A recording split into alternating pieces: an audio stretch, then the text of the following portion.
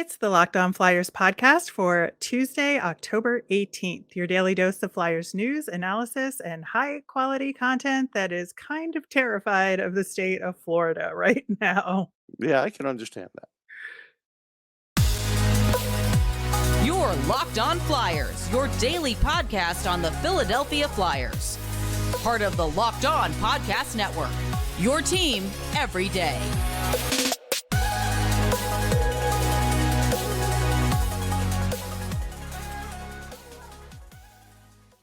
Hello, once again. I am Rachel Donner. You can find me on Twitter at rmiriam. I'm here, as always, with the brilliant Russ Cohen, who's on Twitter at Sportsology.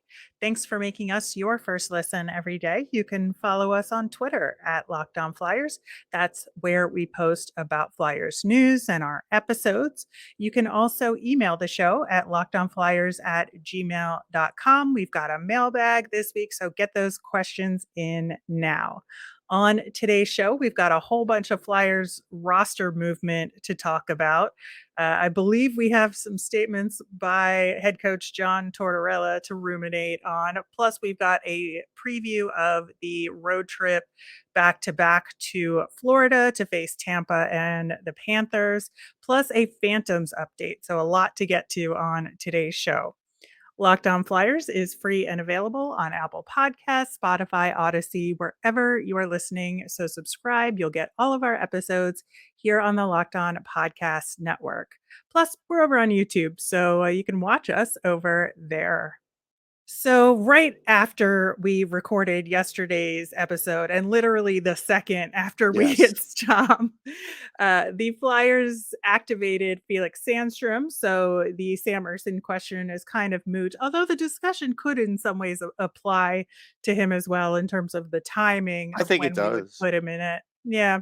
I think it does too, that it makes the most sense to put in Sandstrom versus the Panthers and make sure that Carter Hart isn't playing back-to-backs early, even though Torts hinted that it could in fact happen.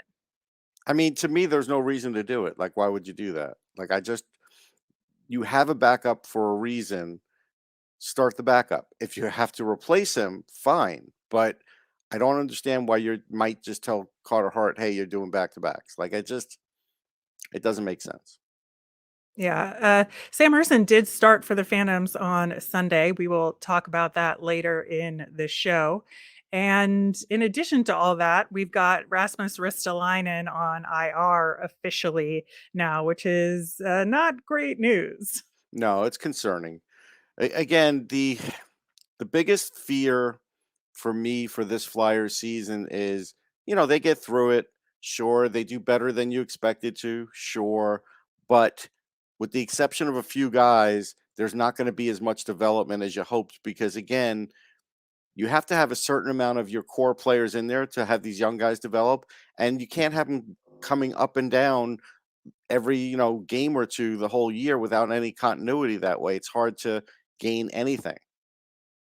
Yeah, I think one thing they did do, which kind of counterbalances that, is for this road trip, they called up Zack MacEwen and Louie Belpedio as like having an extra forward and an extra Right. D that will most likely sit in the press box.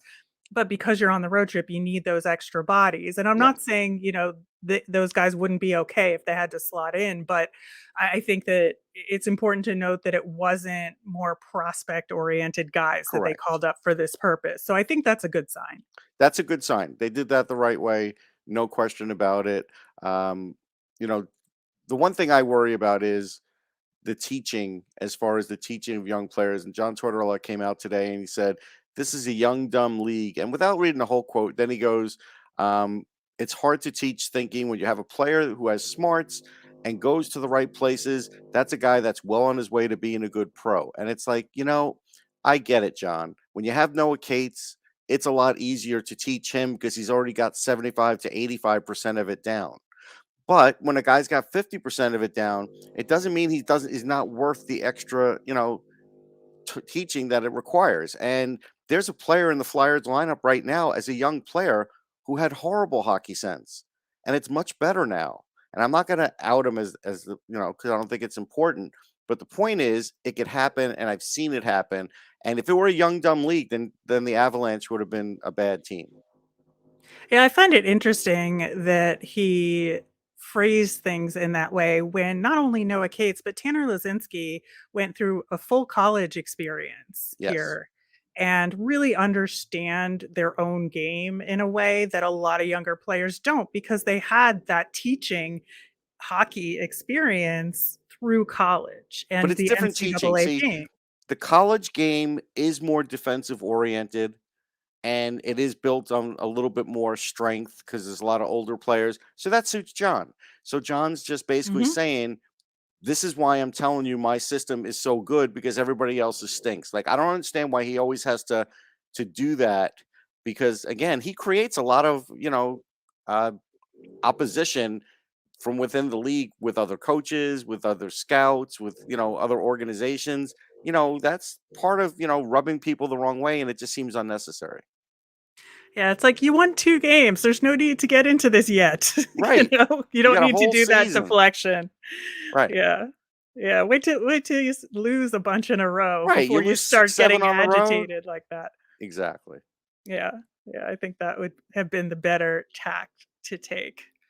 But, looking at the practice lines from yesterday and how we could potentially match up against the 2 Florida teams, it seems like he's sticking with what he's been doing thus far. Which I guess is fine. I mean, he doesn't have a ton of options. The big thing in the Florida series would be, I don't know. I don't know how Noah Cates is going to do as a second line center in that. But this is where I might move off of Scott Laughton on the wing and put him in center because they're very strong at the center position. Even Ross Colton, who, is not one of the main players, but he's sort of getting that way, is better than most centers on the Flyers. And so I kind of think as a second liner, man, you might not be covering Kucherov, but you might be covering Braden Point. And, Yeah. I don't know if these matchups are great, especially when you're on the road. Yeah, I kinda agree with you there that I would definitely think about rotating Lawton in at center there. I'm not sure, Farabee should be on that top line yet, minutes-wise, Yeah. but I think that, you could put Cates up there for now, just for 1 game. I think to try and even that out a little bit, or God forbid, put JVR up there, although I don't think that would go well, to be honest. But I do think that that is a really good thought to have. And, Florida too is so stacked, and especially defensively. I think that it's just going to be like a real battle on those set plays. Like their defensive zone faceoffs are going to Yes. have to be perfect in Yeah. both of these games. Yeah, I agree. The other thing, just to wrap up the Tampa point, is don't go in there being the physical aggressor, because they have Victor Hedman. They have plenty of guys that could play that game, but they have skill guys that you don't have.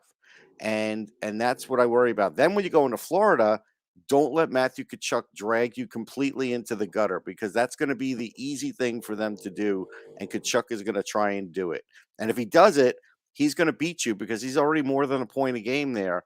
Again, that's his specialty. You got to realize that you're better than that and have a little bit of extra discipline.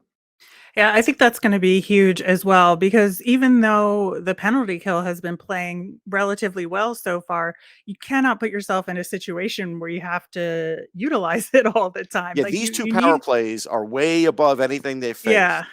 Yeah, it's I mean, the contrast between what Vancouver has on the power play and these 2 teams are like polar opposites. Yeah. So, I think that they really need to do everything possible to stay out of the box and don't get baited into anything, against these 2 teams, and then just really focus on moving the puck around faster, that they gotta take shots more often than they really have been, and then really move that puck fast because there's somebody that's going to cut off the slower style Yeah. passes that the Flyers have And been doing for the last year. and when the Flyers are on the power play, especially the top power play, just D'Angelo's got to shoot the puck. Just Mhm. shoot the puck, hope good things happen. Yes, some of them may get blocked, but stop looking for the perfect shot. It's not always going to happen. I mean, 1 for 5 isn't great, and that's what they were last game. And that's an area they can improve in. They have enough guys on the top power play where they have enough talent where they could do better. Well, we're going to continue this discussion and talk more about Tampa and Florida coming up next. But first, we're going to hear about our friends over at Built Bar. If you haven't tried Built Bar Puffs yet, you're depriving yourself of one of life's greatest joys. Let me introduce you to your new favorite cookie dough chunk puffs. They have a light and chewy texture, real cookie dough chunks, and of course, they're covered in 100% real chocolate. You get all the joys of eating cookie dough without the hassle of making it. Plus, it's healthy for you. Cookie dough chunk puffs are only 160 calories, and they have a whopping 15 grams of protein in them. You're going to love the new cookie dough chunk puff, whether you need a snack for your workout, a late night treat, or just grab a quick bite. Built is the perfect protein bar, and they taste better than a candy bar. Ditch the calories, fat, and sugar. Grab yourself a Built bar. What's great about Built is that all their bars are made with collagen protein, which your body absorbs more efficiently and provides tons of health benefits. You could eat something that tastes good and is good for you. Go to built.com, use promo code LOCKED15 and get 15% off your order. Use promo code LOCKED15 at built.com. The season is in full swing, and so is Locked On's Game to Game NHL. Every moment, every top performance, every result. Locked On Game to Game covers every game across the NHL with local analysis that only Locked On can deliver. So follow Game to Game on the Locked On NHL channel. It's available on the Odyssey app, YouTube, wherever you get your podcasts. Russ, Tampa is in an interesting situation to start the season. They're 1-2 so far. Now, all 3 games that they've played have been on the road, and they have had, like, unlike the Flyers, I would say, the misfortune of starting against some of the tougher teams. So they've lost to the Rangers and the Pens, Mhm. both pretty handily. They won against Columbus. They'll be operating on the same amount of rest as the Flyers. And I think that there's a little bit of a balance here between Tampa having some slight roster changes that are maybe taking a little bit of time to gel and to really get into gear, at least for some of their guys. And then they're facing teams that are starting off super hot, like the Rangers and Pens, who have been playing tremendously good hockey. Man, I saw a good chunk of that Rangers game versus Tampa, Me and the too. Rangers just had Tampa's number. They had something for everything that Tampa could do. Yeah, without Vasilevsky, I mean, he stopped Kreider on 2 point blank shots that easily could have Mhm. been goals, and there were others. Vasilevsky, this will be a tougher year for him. He's great, so he's not going to let in a lot more goals than he normally would, but he's going to let up a few more because the defense just isn't there. McDonough was getting older, but he's still a key defender, and Jan Rutta is another guy that they're missing. So there's an opportunity there to score on them. The only problem is they're a team that can outscore you. And so even if you have a lead, they could come back and get you. So that's something where all these veterans, especially the fact that, again, every other year they get another veteran coming off of an injury that seems to be 100%. And Braden Point seems to be the latest one. Kucherov was that guy last year when he came back.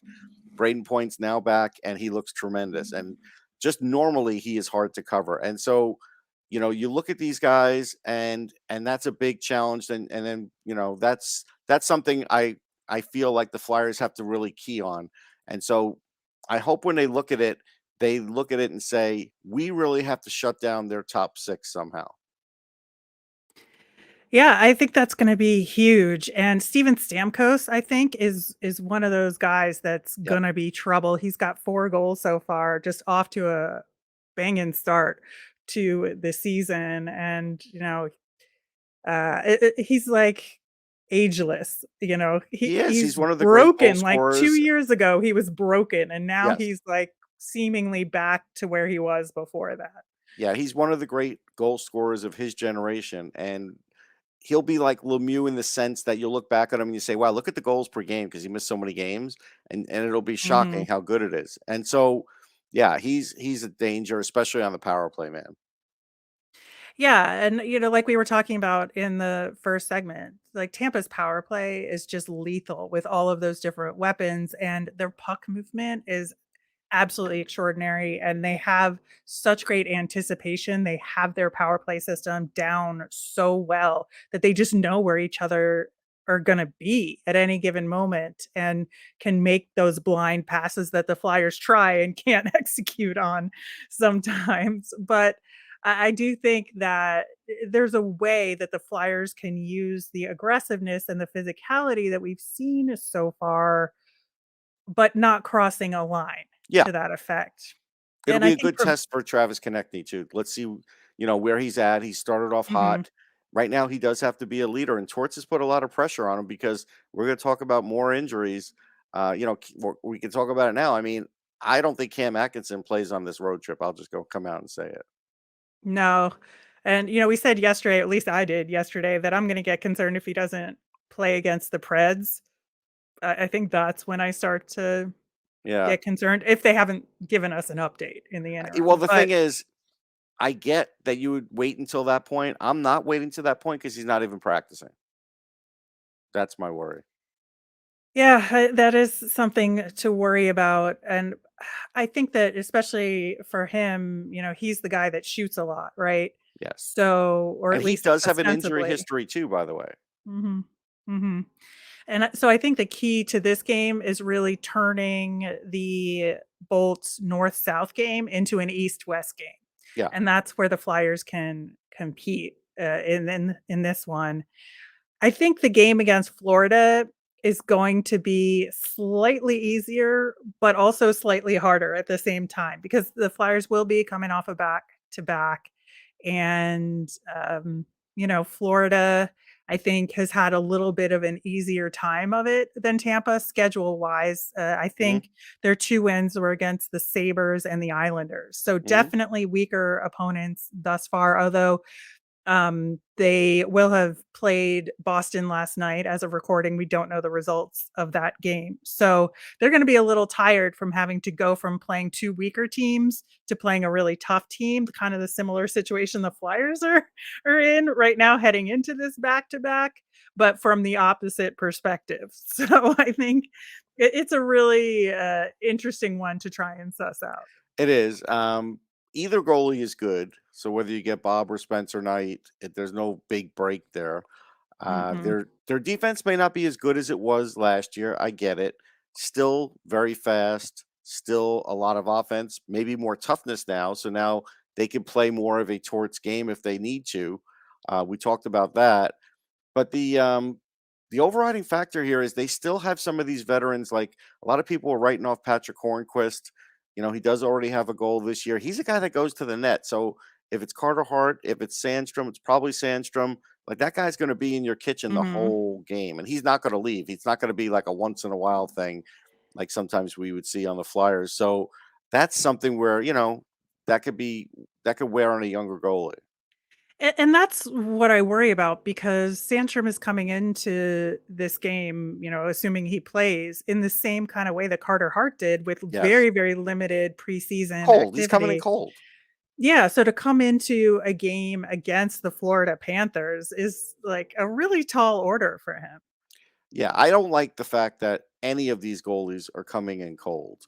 I get Mhm. the way it sort of has broken here, but Carter Hart's a little different than Sandstrom as far as experience in this league. So, yeah, it's going to be a tough spot. There's no way around it. If he does great, great, more power to him. But like I said, these are not ideal circumstances.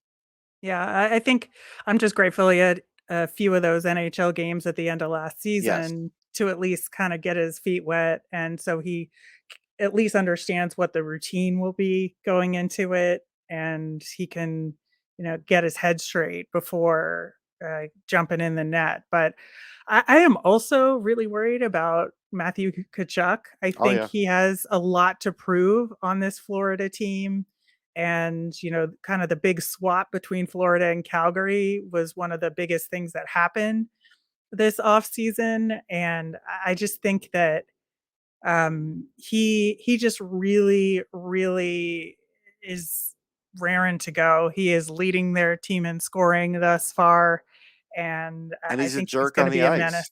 Mhm. Yeah, he He's going to he's be one of those guys baiting the Flyers who are going to be tired he's going to from talk the to the night Flyers before. bench. He's going to bait Konechny. He's going to bait Delorier.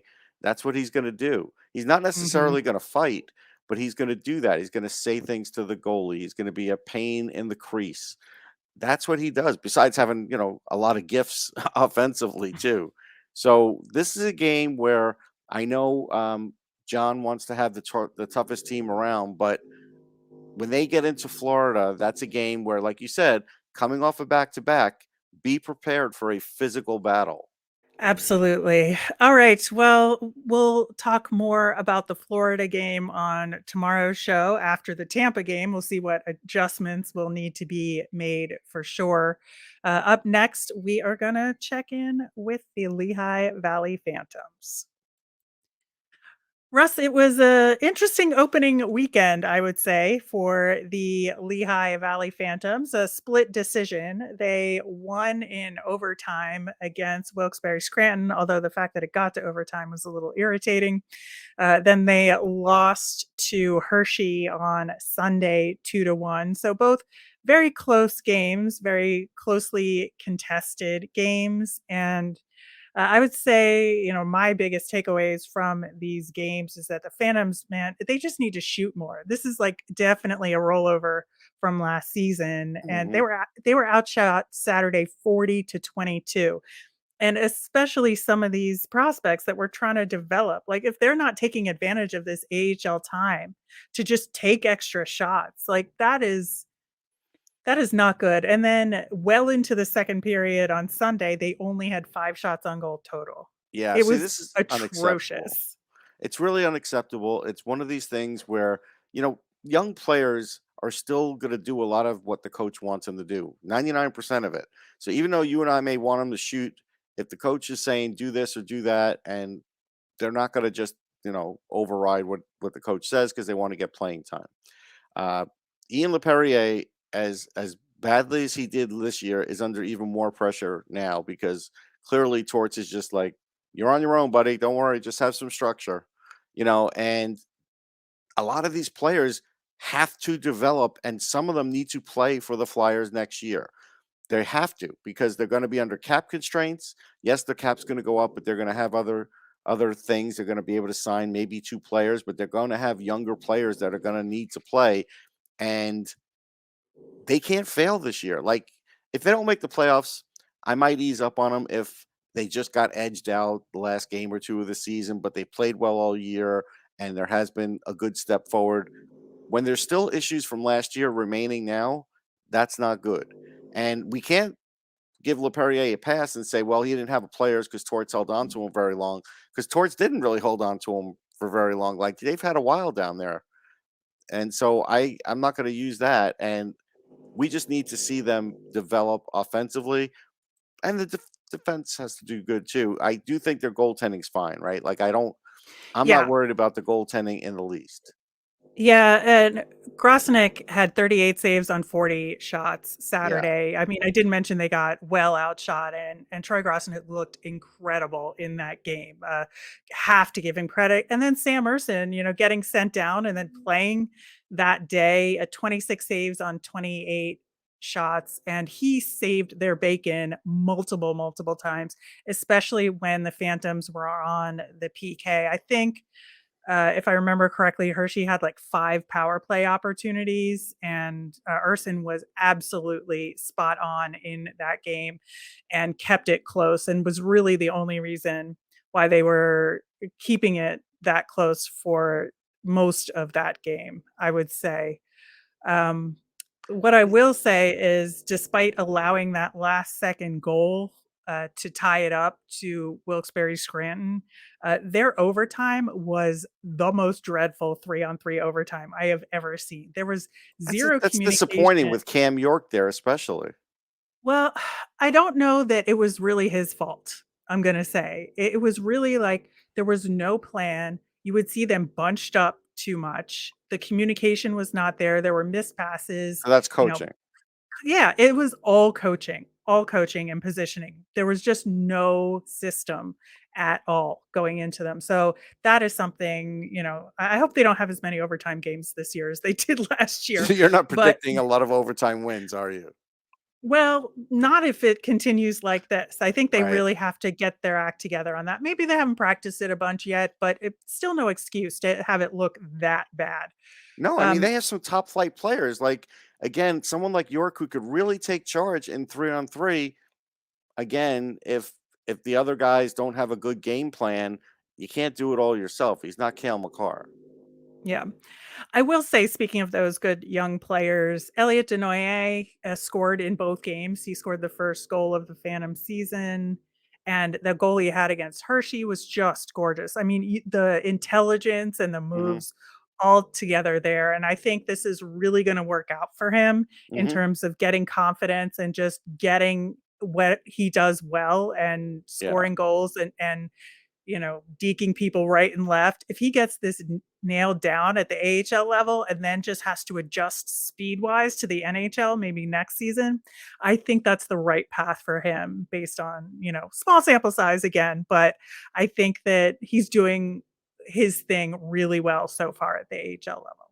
Yeah, I expect him to do well at the AHL. I'm not going to even talk about NHL with him because I know there's work to do Hmm. away from the puck and such. But and you had mentioned about him taking some dumb penalties. Those Yep. things, will come, but it will fix in time. But he is a really good offensive talent. But again, makes me wonder in 3-on-3 why he couldn't take advantage or why they couldn't take advantage of having him out there because he's better than more skilled than a lot of AHL guys.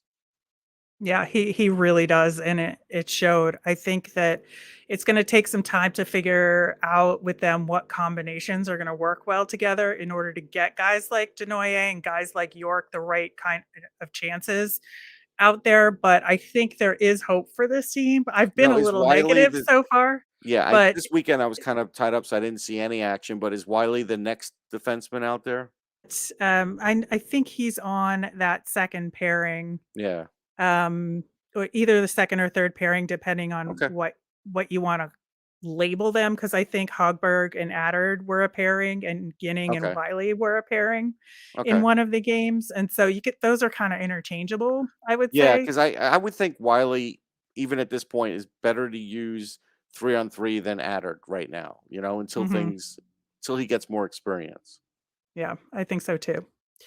All right. Well, we've got 2 games coming up this weekend for the Phantoms, both against the Cleveland Monsters on Saturday and Sunday. So hopefully we'll see some improvement from them there. We'll talk about it next week. Wrapping up with our Flyers fun thing, the Phantoms again. Yesterday was the anniversary of the Phantoms starting up the team in Lehigh Valley when they moved there. Did not know that Scott Laughton scored the first goal for the Phantoms in Lehigh Valley. That's kind of Yeah, a fun fact. I don't remember if I was up there for that game or for Phantoms game, but I go up for one or two every year. I like the rink a lot. I like the town. It's quaint. Mhm. They I have like the the Chicky and Pete's right in the I don't stadium. go for the chicken Pete's. There's the hot nuts guy is right on the concourse, and he used to be a big listener of Sirius XM, so he actually recognized my voice. But I do like the food, the snacks are good, and the White Castle on the way home. Like it's a great combo for me. It's hard to beat.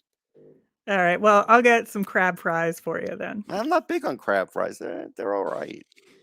Russ, man, it's an institution. All right. Uh, That'll do it for today's show. We'll be back again tomorrow. We'll have a recap of the game against the Lightning, adjustments for the Florida Panthers game, plus our mailbag. So get those questions in. You can tweet us at Locked On Flyers, or you can email us at lockedonflyers@gmail.com. I'm Rachel. I'm on Twitter at rmiriam. That's RMIRIAM. I'm Russ. I'm at Sportsology, SPORTSOLOGY. You made us your first listen today. Now make your second listen Locked On Fantasy Hockey. Steele Roden and Flip Livingstone bring you the fantasy edge and keep you ahead of the competition with daily updates of news, analysis, and advice Monday through Friday. It's available on YouTube, Odyssey, or wherever you get your podcasts. Have a great day, everyone.